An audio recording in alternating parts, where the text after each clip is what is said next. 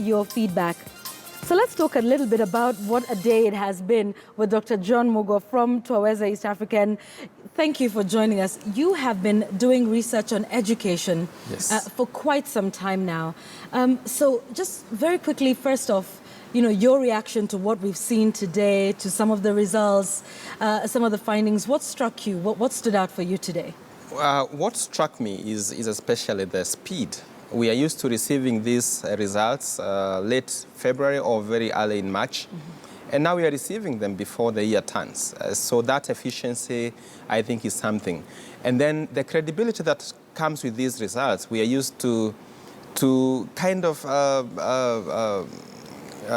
agonizing on the cheating that has gone on. We know what happened in 2015. So this is such a relief, and I think it's such a nice New Year's gift for Kenya. All right. The Cabinet Secretary called it a true, credible reflection of who our students really are and how they scored. You've mentioned cheating, so I want us to just listen to what the Cabinet Secretary had to say about this. No irregularities that were recorded this year. I want us to listen to what Dr. Matiang'i had to say about cheating and the cases of irregularities in the 2016 KCSE results. I hope we can have that for you. Okay, let's talk a little bit about the cheating. No exam irregularities, and he put in place a lot of changes for that.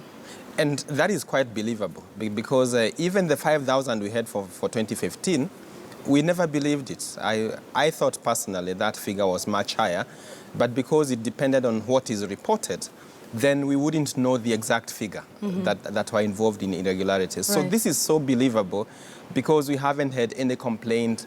We see that the drop in the A's kind of coming to where we were in the early 90s when 844 KCSE began. So we think that the fact that every student or every of the 574,000 students are receiving their results is also such a big jubilation for the country.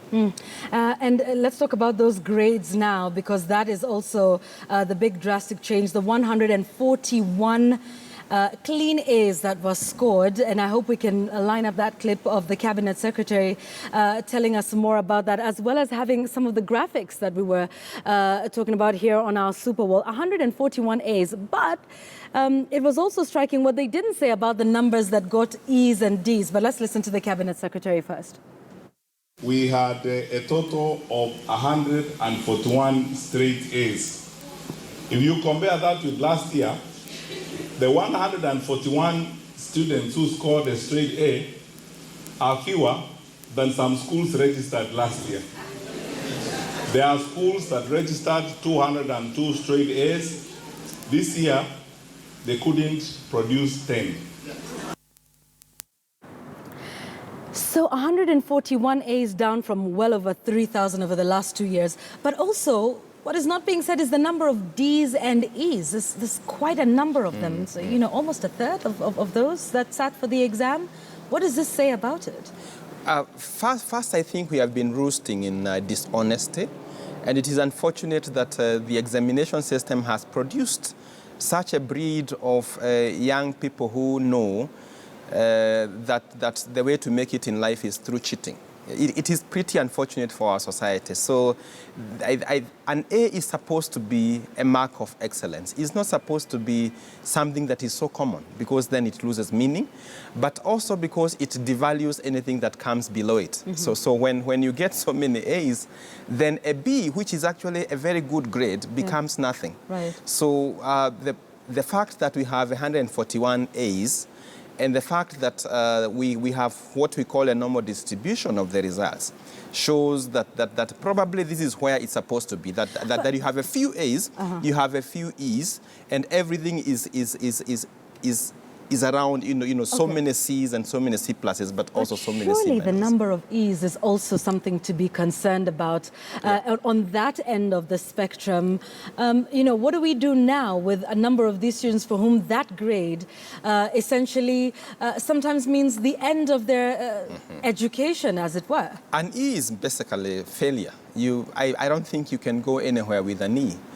And so it is pretty unfortunate, but the fact that these are credible results, it means that these E's have been hidden by the cheating scenarios.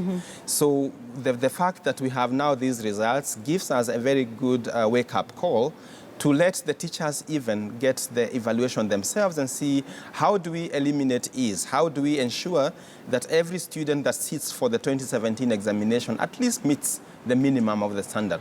And the minimum ought not to be E, because E is failure. All right. So any teacher that has produced an E today, I think they ought to have nightmares. Okay, and how do we ensure that an E isn't the sum total of one's life when it comes to our education system as a whole? Somebody may not be book smart, but they may have talents elsewhere.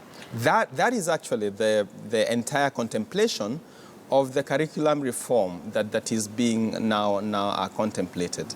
The fact that one may have gotten an E, but the reason why they have an E is because first the standard was not fair to what their talent is, to what their intelligence is. So we ought to have a system that first of all aligns to the diversity of gifts and talents that is represented in every population and in our students, such that instead of getting an E in mathematics, an E in English, then we ought to have discovered pretty early in primary school what you are good at, right, so that the school also promotes that in you, rather than just devaluing and trying to fix everyone in this little hole that is called a mean score. All right, so let's talk about the other interesting thing that came out of that today. Dr. Matiang'i talking about abolishing the index number, and we know how that comes about during, what was called the mock exam, and talking about a student registration number, or in essence, some sort of PIN number.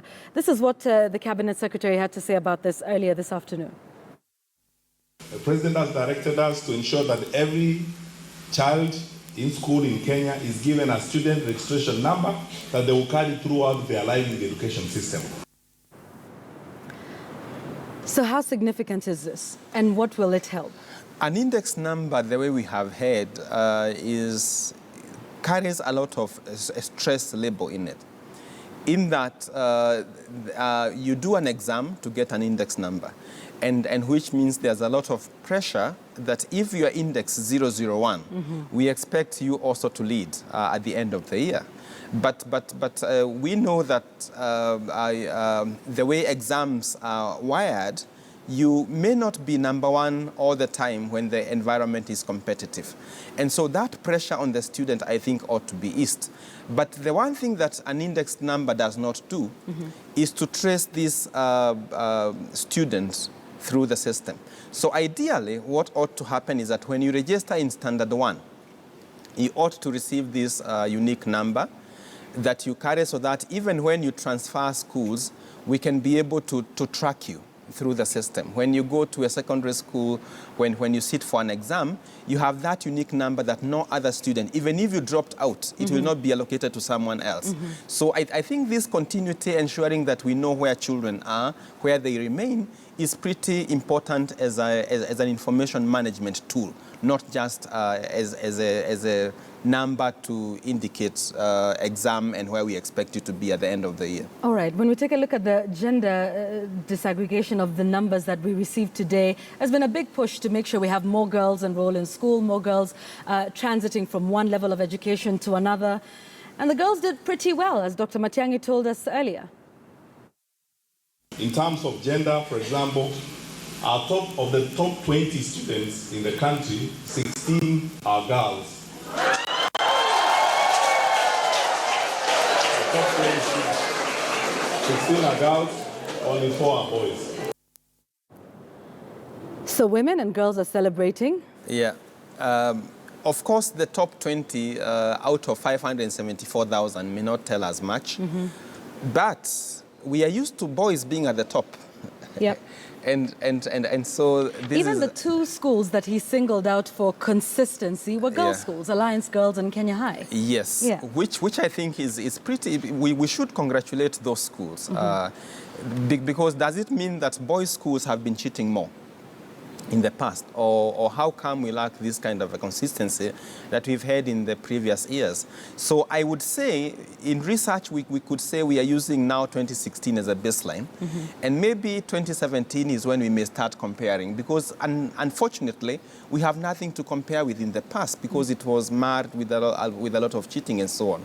But what I think we'll do in deeper analysis for us to be able to talk about gender is first the mean, the national mean of boys and girls, but also looking at the bottom and the top for us to be able to make a conclusion whether we should be very worried about gender.